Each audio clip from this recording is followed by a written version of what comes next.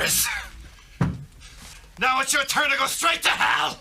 Hello and welcome to another Bad Movie Review. This time we are talking about A Return to Salem's Lot. This is a 1987 theatrical release. It's sort of a spiritual sequel to the TV miniseries. Warner Brothers put this garbage out, and oh man, this is painful to watch. So this was directed by Larry Cohen, who's done some really good work. He did Captivity. He also wrote the Maniac Cop series, The Stuff, Q, The Winged Serpent, and the It's Alive series of films, as well as Black Caesar, all of which were way more entertaining than whatever this mess was. Now the premise is that Joe Weber, who's an anthropologist, finds out his son is a jerk and comes home to sort of take him over so his mom doesn't put him in a boarding school of some kind. It's a thin premise. Well, he had inherited this house from his Aunt Clara, so he decides to take the boy up there. The kid's a little smart mouth, and his big shtick is that he's super smart, of course, and incredibly sarcastic, and says naughty words, which was a lot more edgy in 1987. So Joe is played by the legendary actor Michael Moriarty, best known for Law & Order, first couple of seasons, and Deliverance. He's a recognizable actor that really probably should have had a better career, but this type of movie is not helping it at all. So he gets to town and quickly realizes something isn't right. We see the vampires right out the gate. They're attacking some drunken local kids,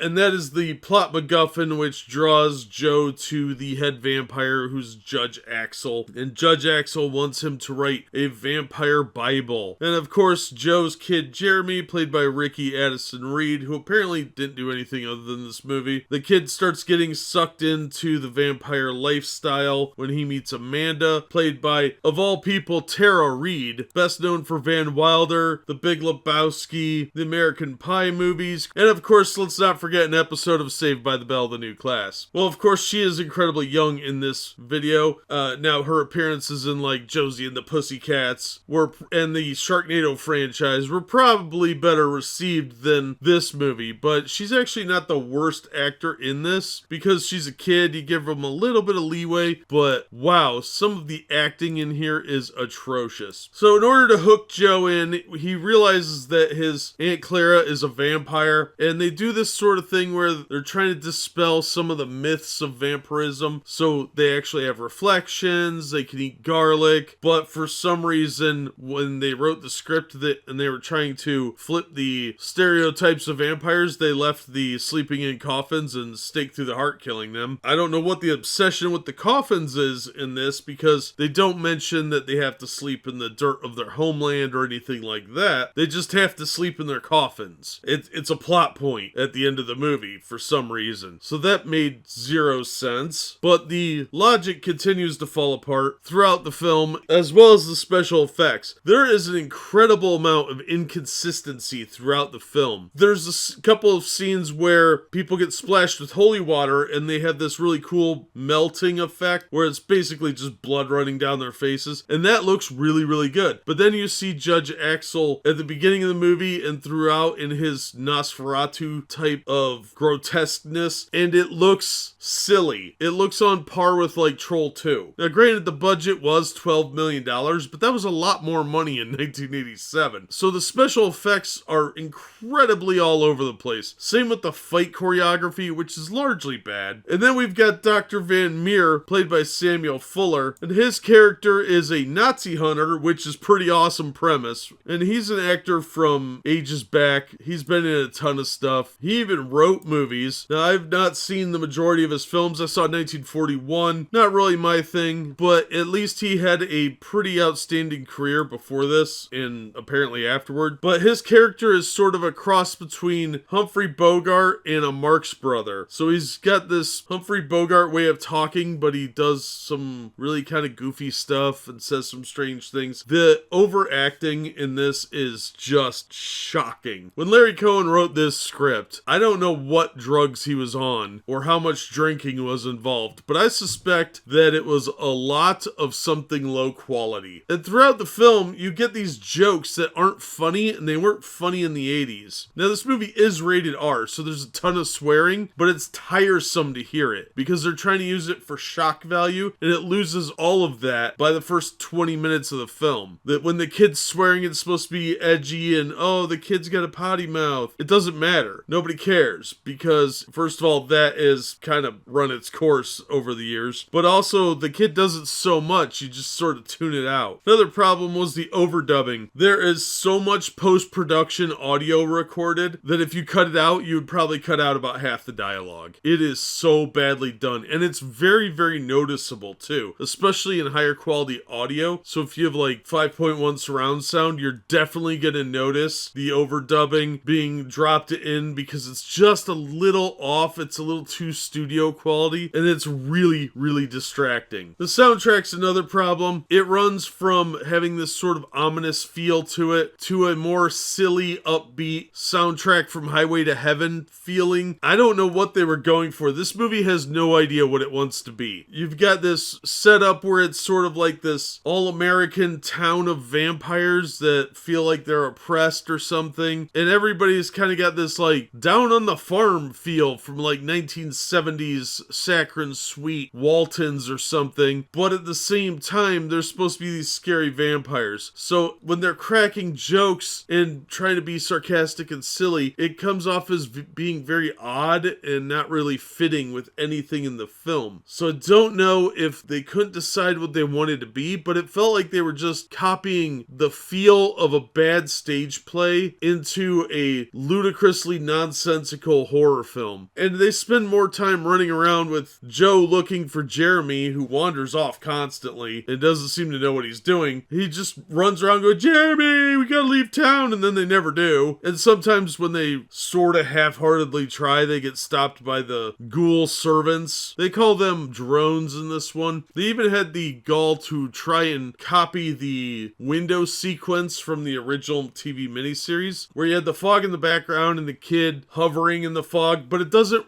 really work this time because they do it with Amanda, which is the little girl that's supposed to be sort of the love interest for the boy, Jeremy, and she's wearing a wedding dress. She's clearly sitting on a bench of some kind or a swing so that it looks like she's floating. It's so poorly done. Plus the lighting is weirdly this yellow, almost angelic looking thing, but her makeup is so badly done that it doesn't work on any level. Some of the acting in here is so incredibly bad. I started to think I was watching Troll 2, but that movie actually had a coherent plot. It may not have been a good movie, but it has more consistent flow than this film. When they actually have the big final battle, there's a lot of clear stock footage being used. It's very distracting, probably because they won't let them really burn down the whole town for whatever reason. I guess I understand that. But Andrew Duggan as the big bad guy really just fell apart, and this was his last movie. He went from doing episodes of TV shows throughout the 80s, and even being in Dr. Detroit, which is a pretty horrifically bad film, to ending his career on this sad note. The only really redeeming part is we at least get to see 2 scenes of Katja Crosby's boobs, and she was in this movie and It's Alive 3, which was also written and directed, I think, by Larry Cohen, and that's probably because when they got the funding for this movie, he negotiated doing It's Alive 3 at the same time. They were shot back to back, so there's actually some casting crossover. But even she couldn't save this movie. Her character gets pregnant halfway through the movie and instantly looks like she's like 6 months along. It made no sense whatsoever. And these inconsistencies give it this sort of dreamlike feeling to it that doesn't work. The film is just too disjointed. So on pretty much every level, this movie fails. There's a couple of decent actors that can't save this movie, and they definitely couldn't save this terrible script. The directing was all over the place. The movie doesn't know if it wants to be a comedy with all these slapstick silly jokes and a couple of goofball scenes, to a serious horror film where there's actually some ominous bits and pieces kind of sprinkled in with a little bit of gore, and everything is just over the top enough that you can't take any of it seriously. I don't know how some of the actors took it seriously. honestly. The scenes are just so badly done. I'm pretty sure there were no second takes on anything in this film. This is probably one of the worst movies for a movie that was actually put in theaters, and it was probably designed to be straight to video. It's still an incredibly